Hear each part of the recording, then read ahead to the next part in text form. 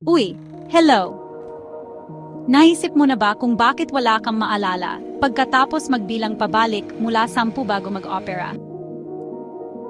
Ngayon, tutuklasin natin ang kamanghamahang mundo ng anesthesia. Hindi lang ito simpleng tulog. Ito ay kombinasyon ng pagkawala ng malay, hindi paggalaw at pagkawala ng sakit at alaala.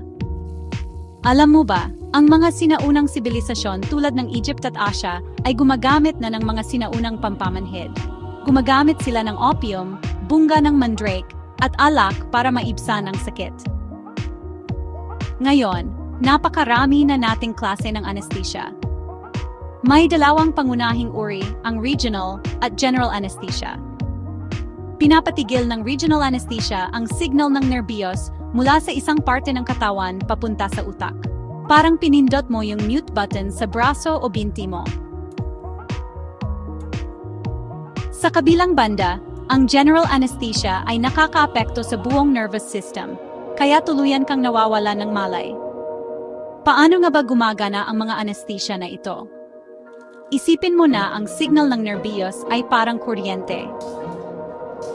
Gumagawa ng harang ang mga anesthetics sa pamamagitan ng pagdikit sa mga protina sa neuron cell membranes. Pinipigilan nito ang daloy ng mga charged particles, kaya napuputol ang signal transmission. Alam mo ba na ang cocaine ang isa sa mga unang local anesthetics? Ang mga inhalational anesthetics tulad ng diethyl ether, ang mga unang karaniwang general anesthetics sa kanluraning medisina. Paborito naman ng mga dentista ang nitrous oxide o mas kilala sa tawag na laughing gas. Ngayon, ang mga modernong inhalational anesthetics tulad ng sevoflurane ay malawakan ng ginagamit. Meron din tayong mga intravenous anesthetics. Ang propofol ay mahusay para sa pagtulog, habang ang mga opioids tulad ng fentanyl ay nagbibigay ng lunas sa sakit. Kadalasan, ang mga ito ay ginagamit kasama ng mga inhalational anesthetics. Ang general anesthesia ay nakakaapekto sa pagpapadala ng signal sa utak. Ang utak na gising ay may magulong komunikasyon. Pinapakalma ng anesthesia ang kaguluhan na ito, na nangangahulugang nababawasan ang aktibidad ng utak.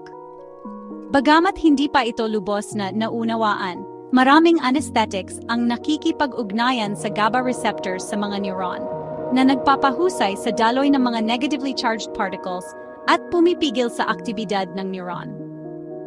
Sa kabila ng kanilang mga benepisyo, ang mga naunang anesthetics ay naglalaman ng mga nakalalasong sangkap.